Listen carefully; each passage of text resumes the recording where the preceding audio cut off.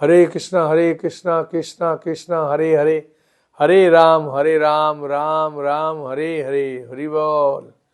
সকলে ভালো থাকুন, আনন্দে থাকুন। আজকে আমি আপনাদের কাছে ভৈমী একাদশী বা জয়া একাদশী সম্বন্ধে আলোচনা করব। মন দিয়ে শুনবেন। এই একাদশী কবে পড়েছে? এই একাদশী পড়েছে 29শে জানুয়ারি, বৃহস্পতিবার। হ্যাঁ, 29শে জানুয়ারি বৃহস্পতিবার। আর 30শে জানুয়ারি আপনারা পালন করবেন শুক্রবার।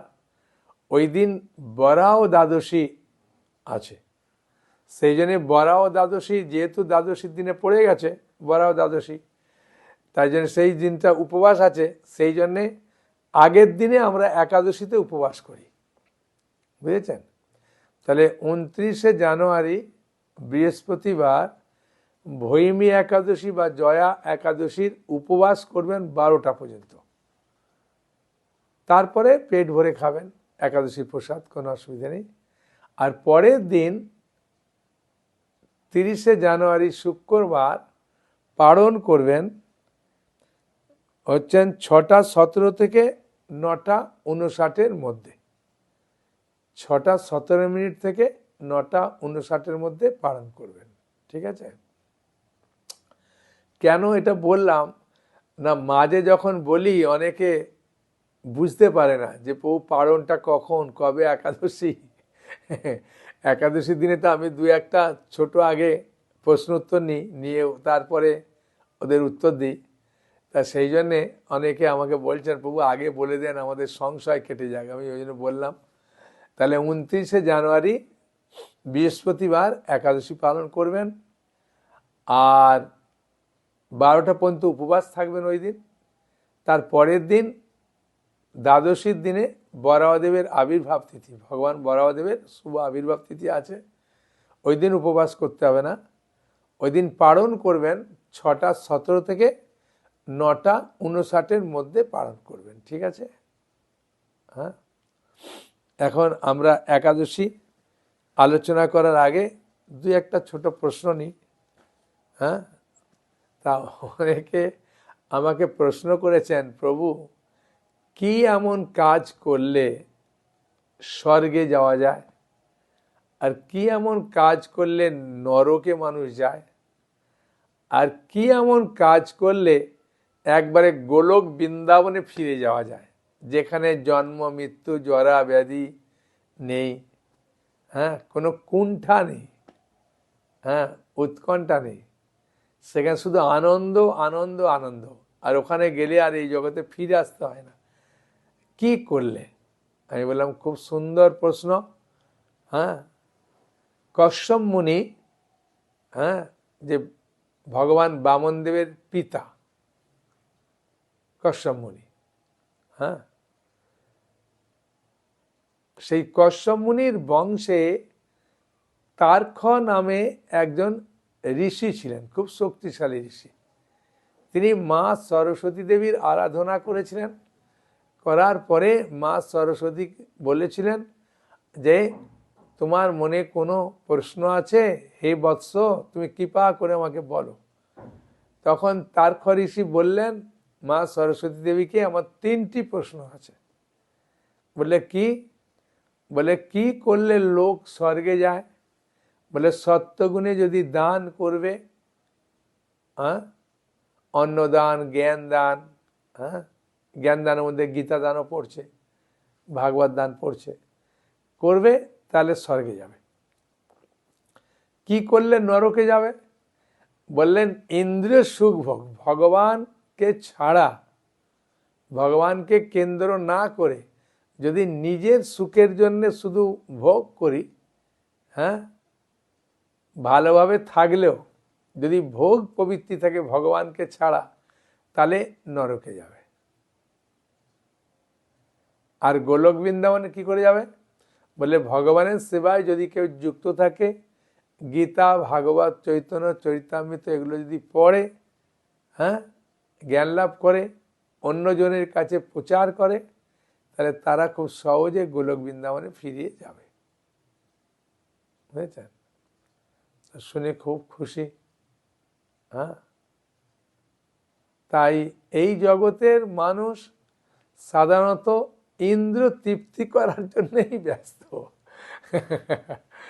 কিন্তু যদি ভালো করে চিন্তা করি, হ্যাঁ, যদি একটু চিন্তা ভালো করে করি যে ভগবান আমাকে এত সুন্দর একটা দেহ দিয়েছে কি জন্যে, হ্যাঁ, তাহলে উত্তর পাবো। হ্যাঁ, আর না হলে বুঝতে পারবো না। বুঝেছেন? প্রকৃতপক্ষে যদি মনে করবেন যে ভগবানের সেবা ছাড়া, ভগবানকে সন্তুষ্ট করার ইচ্ছা ছাড়া এ জগতে প্রকৃত আনন্দ নেই। হ্যাঁ, দ্বিতীয় প্রশ্ন একজন মাতাজি করেছিলেন যে প্রভু, আমাকে কেউ ভালোবাসে না, আমি যেহেতু ভগবত ভক্তি করছি সেই জন্যে সবার সঙ্গে আমার ঝগড়া হয়, বিশেষ করে আমার স্বামীর সঙ্গে খুবই ঝগড়া হয়, তা আমি কি করব? সংসারের মধ্যে যদি একটু ঝগড়া না হবে, স্বামী স্ত্রী ছেলে মেয়ের সঙ্গে একটু কথা কাটাকাটি না হবে, ঠিক সংসারটাও মানায় না। হ্যাঁ, বুঝেছেন? সেই জন্যে কাকই দোষারোপ করে লাভ নাই। এর সব কিছুর মধ্যে ভগবানের একটা প্ল্যান আছে, ভগবানের একটা ইচ্ছা আছে। ভগবানের মিষ্টি ইচ্ছার ফলে আমাদের এই জগতের সব কিছু হচ্ছে। এইটা আমরা সহজে বুঝতে পারি না বলে আমরা দোষারোপ করি, এ করেছে ও করেছে। হ্যাঁ, সেই জন্যে শ্রীশ্রীমৎ রাধানাথ স্বামী গুরু মহারাজ, ইস্কনের একজন অন্যতম গুরুদেব, তিনি বলছেন সব কিছুর মূলে একটা ভগবানের প্ল্যান আছে। সেই জন্যে কাউকে দোষারোপ করা উচিত নয়। ভগবানের কাছে নির্ভর করে থাকলে ভগবান সেই সমস্যার সমাধান করে দেন। একটা হাসির কথা বলি, আর এটা সত্য ঘটনা। হ্যাঁ, এটা ভক্তি রত্নাকর গ্রন্থে আছে। নিত্যানন্দপুর মায়ের নাম হচ্ছে পদ্মাবতী দেবী। তাই পদ্মাবতী দেবীর মা ময়ূরেশ্বরের রাজা মুকুট নারায়ণ রায় কে বলছেন, মানে তার স্বামীকে, যে তোমার একটুও কাণ্ডজ্ঞান নেই যে আমার মেয়ে পদ্মাবতী বড় হচ্ছে, তার জন্য একটা উপযুক্ত পাত্র দেখা দরকার। শুধুমাত্র তুমি রাজকার্যে ব্যস্ত আছো। বলে যখন মায়েরা একটু চোখটা বড় বড় করে বলে আর আওয়াজটা একটু জোরে দেয়, তা সেই চোখ বড় বড় আর আওয়াজ শুনে পদ্মাবতীর বাবা মুকুট নারায়ণ রায় তিনি রাজকার্য বন্ধ করে দিয়ে রেগে তার মায়ের দিকে তাকিয়ে, অর্থাৎ পদ্মাবতীর মায়ের দিকে তাকিয়ে বলতে শুরু করলেন যে ঠিক আছে, কালকে আমি, কাল বলতে আগামীকাল, আমি যার মুখ দেখব তার সঙ্গে আমার মেয়ে পদ্মাবতীর বিয়ে দেব।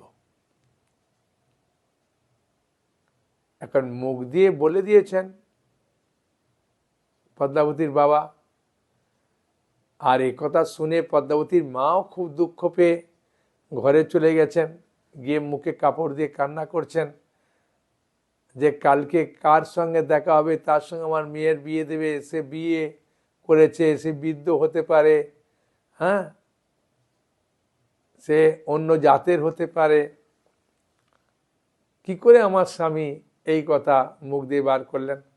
কিন্তু মুকুটনারায়ণ রায়ও মনে খুব দুঃখ পেলেন যে ভগবান আমার মুখ দিয়ে এমন একটা কথা বার করে দিলে, কালকে যে পুরুষের সঙ্গে দেখা হবে আমার প্রথম, তার সঙ্গে আমার মেয়ের বিয়ে দেবো। সত্যি তো এটা আমি কি করলাম, হে ভগবান আমার মুখ দিয়ে কেন এই কথা বেরোলো, চিন্তা করছেন। কিন্তু ভগবানের প্ল্যান আছে একটা। তাই সারা রাত ঘুমাতে পারেনি পদ্মাবতীর বাবা এবং মা। কিন্তু পদ্মাবতী কিছুই জানেন না। তো মুকুট নারায়ণ রায় সকালবেলা হতে হতে, মানে ভোরের দিকে সোজা কথা, জানলাটা আস্তে আস্তে খুলেছেন।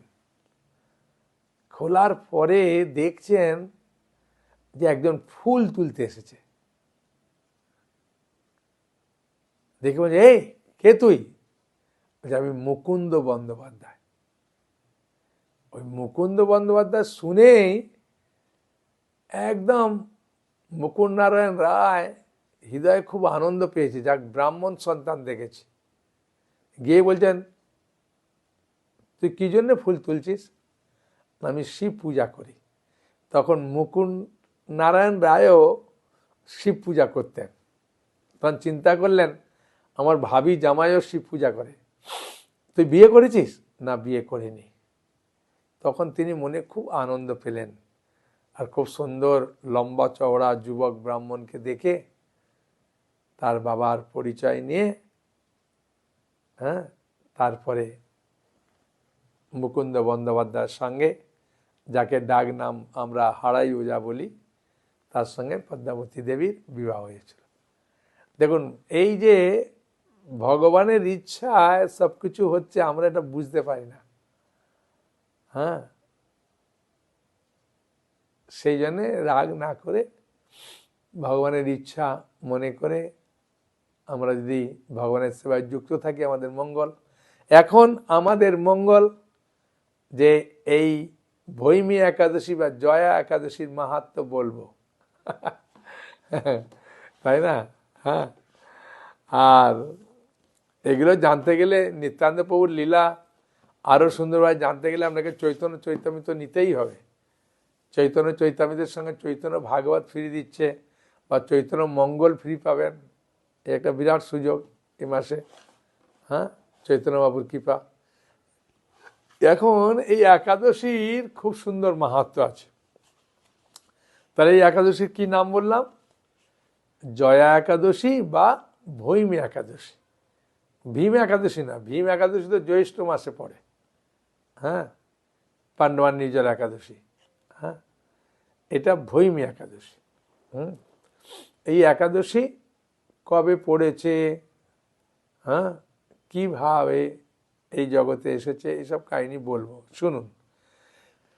মাঘ মাসের শুক্লপক্ষিয়া যে একাদশী, সেই একাদশীকে জয়া একাদশী বা ভৈমী একাদশী নামে জগতে পরিচিত।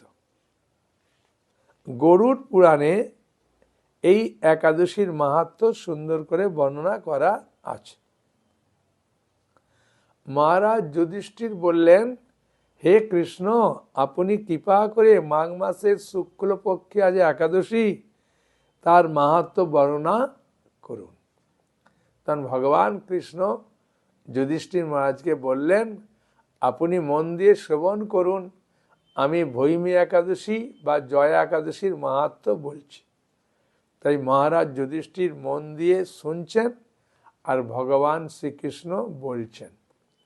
কি বলছেন আমরা এখন শ্রবণ করব। এই তিথি সর্বপাপ বিনাশিনী, সর্বশ্রেষ্ঠা, পবিত্রা, সর্বকাম এবং মুক্তি প্রদায়িনী। এই ব্রতের ফলে মানুষ কখনো প্রেতত্ব প্রাপ্তি হয় না, মানে প্রেতজনী কখনো পাবে না। একটা মাহাত্ম্য পেয়ে গেলাম, তাই না? এই একাদশী নিম্নরূপ উপাখ্যান শোনা যায়। এরকম একটা উপাখ্যান আছে যে এক সময় স্বর্গলোকে ইন্দ্র রাজত্ব করছিলেন, সেখানে অন্যান্য দেবতাদের সুখেই ছিলেন, এবং তারা পারিজাত পুষ্প শোভিত নন্দন কাননে অপ্সরদের সাথে বিহার করতেন। একদিন 50 কোটি অপ্সরা নায়ক দেবরাজ ইন্দ্র স্বেচ্ছায় আনন্দ ভরে তাদের নৃত্য করতে বললেন। নৃত্যের সাথে গন্ধর্বগণ গান করতে লাগলেন। আর পুষ্পদত্ত, চিত্রসেন প্রভৃতি প্রধান প্রধান গন্ধর্বেরা সেখানে উপস্থিত ছিলেন। মানে এরা গানের রাজা, খুব ভালো গান গাইতে পারে। এবং চিত্রসেনের পত্নীর নাম ছিল মালিনী। হ্যাঁ, এই পুষ্পবন্তী নামে তার এক কন্যা ছিল। মানে চিত্রসেনের পত্নীর নাম মালিনী, চিত্রসেন এবং মালিনীর একটা কন্যা ছিল, সেই কন্যার নাম ছিল পুষ্পবন্তী। হ্যাঁ, আর পুষ্পদত্ত পুত্রের নাম ছিল মাল্যবান। হ্যাঁ, পুষ্পদত্ত ভালো গান গাইতে পারে, গন্ধর্ব, তার ছেলের নাম মাল্যবান। এই মাল্যবান আর এই পুষ্পবন্তী এদের সঙ্গে একটা ভালোবাসা ছিল। তাই মাল্যবান পুষ্পবন্তীর রূপে গুণে খুব মুগ্ধা, খুব আনন্দ পেত। হ্যাঁ, পুষ্পবন্তী পুনঃ পুনঃ তাকে তাকাতেন, মাল্যবানও তাকে তাকাতো। ইন্দ্রের প্রীতির জন্য তারা দুজনই নৃত্য গীতের সভায় যোগদান করেছিল। হ্যাঁ, দুজনেই যোগদান করেছিল। যেহেতু পুষ্পদত্তের ছেলে মাল্যবান আর চিত্রসেনের মেয়ে হচ্ছে পুষ্পবন্তী, তারাও ভালো গান নাচ করতে পারত। কিন্তু একে অপরের প্রতি আকৃষ্ট থাকায় হ্যাঁ তাদের চিত্ত এমনিতেই বিভ্রান্ত হয়ে গেল, মন আলাদা হয়ে গেল। সেখানে তারা পরস্পর কেবল দৃষ্টিবদ্ধ অবস্থায় দাঁড়িয়ে থাকার ফলে হ্যাঁ আর গানের ক্রম বিপর্যয় ঘটল। তাদের এই রকম তাল মান ভঙ্গ দেখে হ্যাঁ এবং পরস্পর কামাসক্ত হয়েছে দেবরাজ ইন্দ্র তা বুঝতে পারলেন। তখন ক্রোধ বশে অভিশাপ দিলেন, রে মূঢ়, তোমরা আমার আজ্ঞা লঙ্ঘন করেছ, তোমাদের ধিক, এখনই তোমরা পিশাচ যোনি লাভ করে মর্তলোকে নিজ দুষ্কর্মের ফল ভোগ করো। ইন্দ্রের অভিশাপে তারা দুজন দুঃখিত হয়ে হিমালয় পর্বতে বিচরণ করছিল। পিশাচত্ব প্রাপ্ত হওয়ার তাদের অত্যন্ত দুঃখ ভোগ করতে লাগলো। হিমালয়ের প্রচণ্ড শীতে তারা কাঁপতে লাগলো, খুব কষ্ট পেল। হ্যাঁ, একদিন এই পিশাচ নিজ পত্নী পিশাচীকে বলল, হ্যাঁ মানে মাল্যবান আর পুষ্পবন্তী পিশাচ আর পিশাচী হয়েছিল, তারা নিজেদের আলোচনা করলো, সামান্য মাত্র পাপ করিনি, নরক যন্ত্রণার মতো পিশাচত্ব প্রাপ্ত হয়েছি, অতএব এখন থেকে কখনো পাপ কর্ম আমরা করব না। এবার চিন্তা করে তারা সেই পর্বতে মৃতপ্রায় অবস্থায় বাস করতে লাগলো। মাল্যবান ও পুষ্পবন্তী পূর্ব কোনো পুণ্যবশত সেই সময় মাঘী শুক্লপক্ষিয়া জয়া একাদশী তিথি উপস্থিত হলো। তারা একটি অশ্বত্থ বৃক্ষের তলে নিরাহারে নির্জলা অবস্থায় দিবানিশি দিন যাপন করলো। শীতের প্রচণ্ড ঠান্ডাতে হ্যাঁ অনিদ্রায় রাত্রি অতিবাহিত হলো। পরদিন যখন সূর্য উদয় হলো, দ্বাদশী তিথি উপস্থিত হলো, জয়া একাদশী দিন অনাহারে রাত্রি জাগরণে তাদের ভক্তির অনুষ্ঠান পালিত হয়ে গেল। মানে অজ্ঞাত সারে তারা পালন করে ফেলল। এই ব্রত পালনের ফলে ভগবান বিষ্ণুর কৃপায় তারা পিশাচত্ব দূর হলো। তারা দুজনেই তাদের পূর্বরূপ ফিরে পেল। তারপর তারা স্বর্গে ফিরে গেল। দেবরাজ তাদেরকে দেখে আশ্চর্য হয়ে গেলেন। তিনি জিজ্ঞাসা করলেন, কোন পুণ্য ফলে তোমাদের পিশাচত্ব দূর হয়েছে? আমার অভিশাপ থেকে তোমরা কে মুক্ত করলো তোমাদের? মাল্যবান বললেন, হে প্রভু, ভগবান বাসুদেবের কৃপায়, হ্যাঁ বসুদেবের পুত্র বাসুদেব শ্রীকৃষ্ণের কৃপায় এই একাদশী ব্রতের পুণ্য প্রভাবে আমাদের পিশাচত্ব দূর হয়েছে। তাদের কথা শুনে দেবরাজ ইন্দ্র বললেন, হে মাল্যবান, তোমরা এখন থেকে আবার অমৃত পান করো। হ্যাঁ, একাদশী ব্রতে যারা আসক্ত, যারা কৃষ্ণ ভক্তি পরায়ণ, তারা আমাদের পূজ্য বলে জানবে। সেই দেবলোকে তুমি পুষ্পবন্তীর সাথে সুখে বাস করো। হে মহারাজ, এই জয়াব্রত ব্রহ্মহত্যাজনিত পাপকেও বিনাশ করে। ভগবান কৃষ্ণ বলছেন মহারাজ যুধিষ্ঠিরকে যে ব্রহ্মহত্যাজনিত পাপকেও বিনাশ করে। এই ব্রত পালনে সমস্ত প্রকার দানের ফল লাভ হয়। সকল যজ্ঞ তিথির পুণ্য ফল এই একাদশীর প্রভাবে আপনা হতেই লাভ হয়। অবশেষে মহানন্দে অনন্তকাল বৈকুণ্ঠ বাস হয়। এই জয়া একাদশী ব্রত পাঠ এবং শ্রবণে অগ্নিষ্টম যজ্ঞের ফল পাওয়া যায়। বুঝেছ? সেই জন্য আমাদের একাদশী ব্রতগুলো খুব সুন্দর করে যদি আমরা পালন করি, তাহলে আমাদের মনে সমস্ত সংশয় দূরীভূত হয়ে যাবে। হ্যাঁ, সেই জন্য আমাদের সুন্দর করে পালন করা উচিত। হ্যাঁ, ঠিক আছে। হ্যাঁ, বলুন, কারো কোনো প্রশ্ন আছে?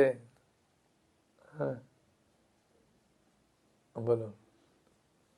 কোনো প্রশ্ন নেই?